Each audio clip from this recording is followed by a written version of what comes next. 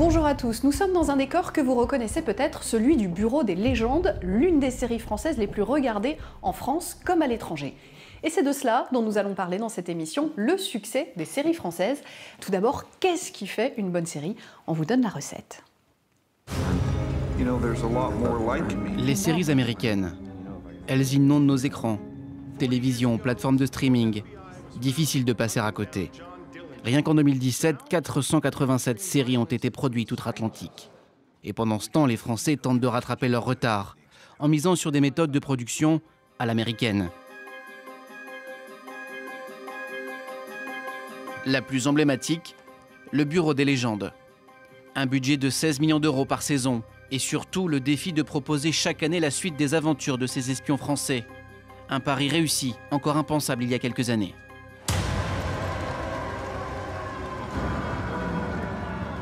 Devons-nous conclure un pacte avec Dieu? Autre réussite hexagonale, Versailles et son budget royal, 27 millions d'euros par saison, l'investissement le plus cher pour une série française. Une coproduction tournée en anglais pour faciliter son exportation à l'étranger. Opération gagnante, puisque la série est diffusée dans 135 pays à travers le monde. Parmi les succès récents, il y a celui d'Engrenage. Nous, elle nous plaît cette affaire, monsieur le juge. Puis si c'est vous qui l'instruisez. Ou encore de 10% vendu à Netflix dans 60 pays. Mais si elles s'exportent bien, les séries françaises souffrent de la concurrence étrangère. Rien qu'en Europe, l'Allemagne, la Grande-Bretagne ou les pays scandinaves produisent en quantité et en qualité. Mais on reste très loin des États-Unis. Les diffuseurs se livrent une bataille féroce pour attirer le spectateur et n'hésitent pas à mettre la main au portefeuille. En 2017, Amazon a dépensé 3,6 milliards d'euros pour ses fictions. Quand HBO, la chaîne productrice de Game of Thrones, a dépensé 2 milliards d'euros sur la même année. Nous allons maintenant entrer dans la salle de crise du Bureau des légendes. Pour faire une bonne série, il faut bien sûr des décorateurs, mais aussi des réalisateurs, des scénaristes et des acteurs qui se cachent derrière le succès des séries françaises. Nous les avons rencontrés. Et action! Nous sommes en plein tournage de L'Art du crime, une série policière qui mêle polar et peinture. Aujourd'hui, l'équipe tourne dans cette demeure de la région parisienne. Ça serait pas mal d'avoir un plan comme ça, tu sais, à la fin, Pascal. Ouais, d'accord. Les comédiens en sont à leur 19e jour de travail. Il leur en reste encore 45 afin de produire les 8 épisodes de la saison. Voilà. Elle devra être prête à diffuser en septembre. Alors, pas de temps à perdre.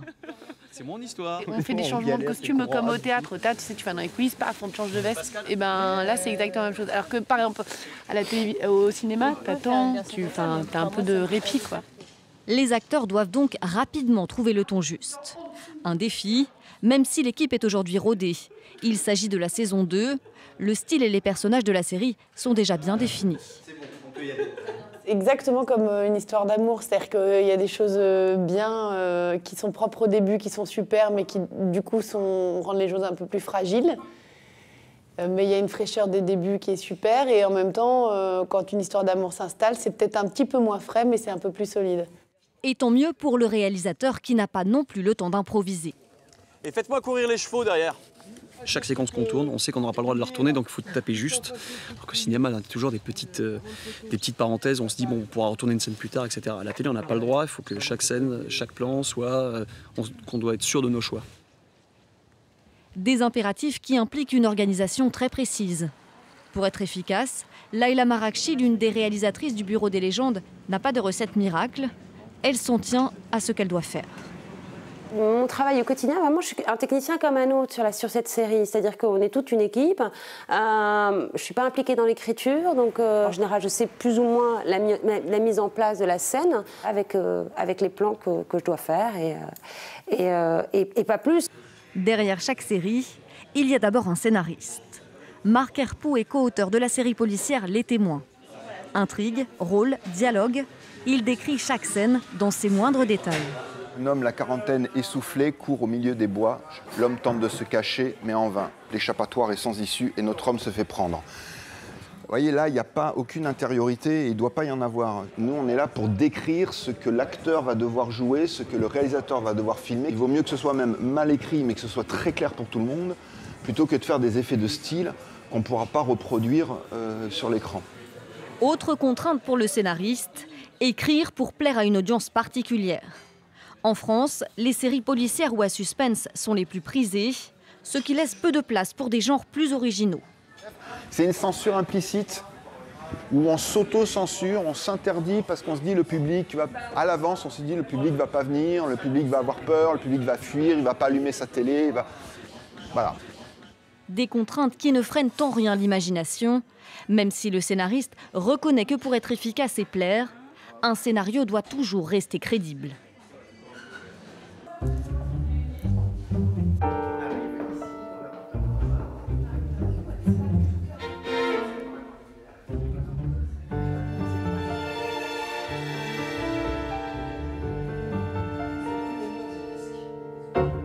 Nous avons changé de décor, moins d'espions et plus de marginaux. Nous sommes sur le plateau de Vernon Subutex, la série inspirée des romans de Virginie Despentes, et nous sommes avec l'un de ses producteurs, Emmanuel Dossé. Bonjour. Bonjour. Alors sans dévoiler l'intrigue, déjà expliquez-nous ce décor.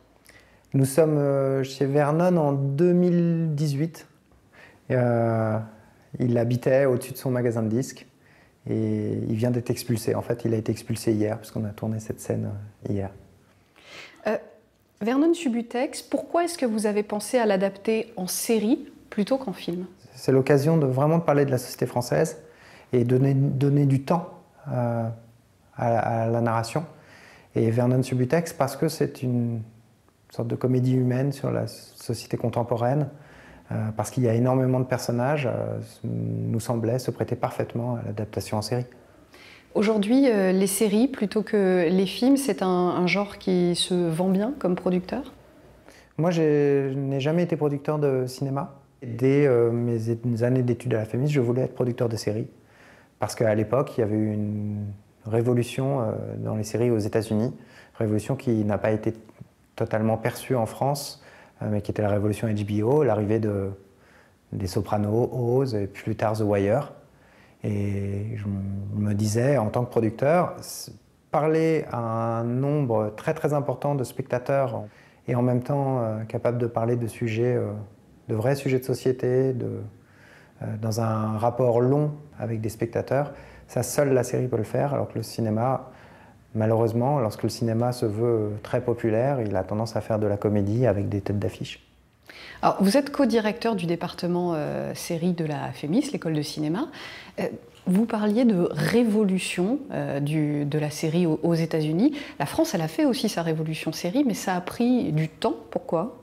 La série a longtemps été considérée comme un genre médiocre, addictif, mineur. Et l'essentiel de la politique culturelle française s'est tourné vers le cinéma. Et encore aujourd'hui, lorsqu'on dit ah, il y a de formidables séries en France, puisqu'il y a des comédiens de cinéma qui s'y intéressent. Et d'ailleurs, souvent, on fait plutôt des mini-séries qui, au fond, ne sont pas véritablement des séries. Alors, on le dit souvent hein, que les séries françaises aujourd'hui, elles égalent presque les séries américaines. Ça veut dire quoi? C'est faux, mais c'est un cocorico, mais c'est très français. Ce qui se passe, c'est qu'il y a des séries françaises ces dernières années qui sont des séries de très grande qualité. Celle qui est citée très souvent aujourd'hui et qui est une emblème de la série française, c'est Le Bureau des légendes. Et parce que c'est une série de très grande qualité, c'est aussi une série qui s'exporte. Donc notre culture de la série et du coup notre savoir-faire de la série, la pensée série, qui est très très différente de la pensée de cinéma.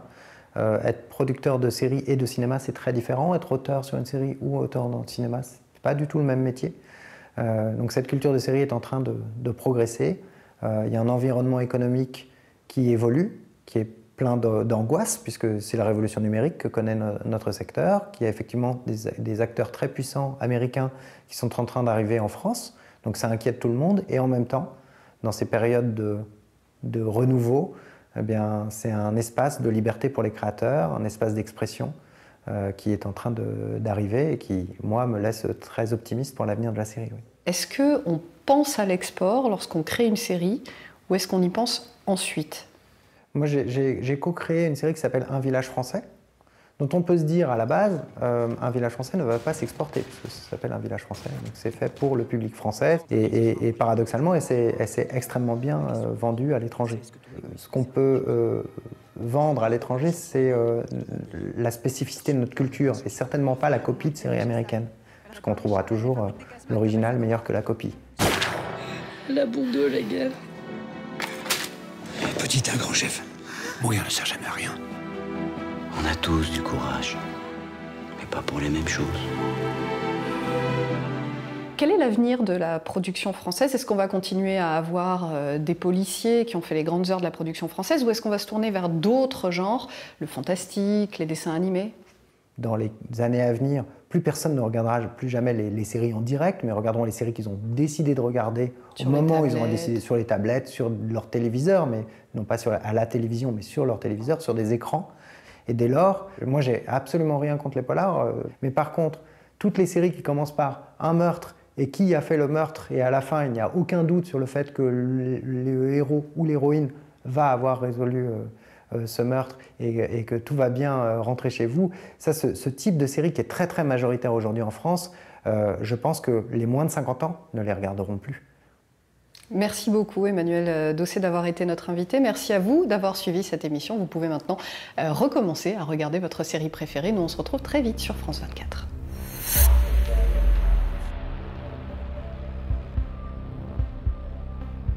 Informez-vous devant votre magazine avec la Maison des Travaux. Solution pour tous les travaux d'habitat partout en France, rénovation, extension, aménagement.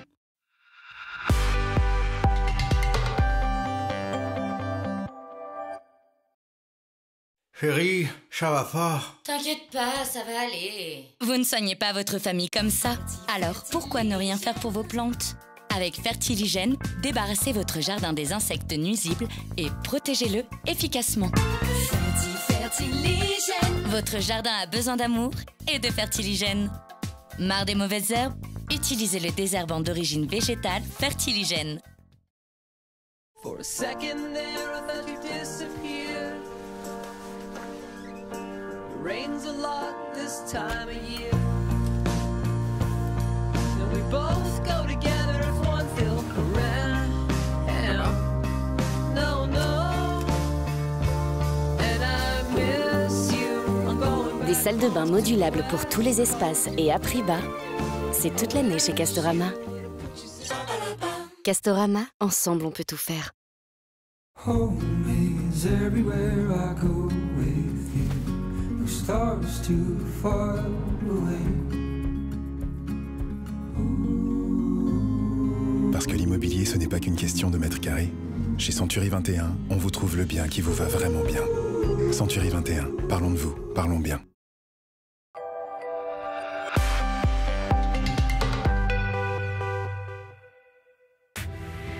Reporter le Doc, présenté par Antoine Cormery. À ceux qui fuient la persécution, la terreur et la guerre, sachez que le Canada vous accueillera. Le Canada, nouvel Eldorado pour beaucoup de migrants africains qui ont vu se fermer les portes de l'Europe et des États-Unis. D'abord, c'est un aller simple pour le Brésil sur un simple visa de touriste. Puis un calvaire de 20 000 km, 10 pays à traverser, entre les mains de puissants réseaux clandestins. Durant 5 mois, nos reporters ont suivi le périple de Rosette et de sa famille sur cette route longue, incertaine et parfois mortelle. Reporter le Doc, à voir sur France 24 et France24.com.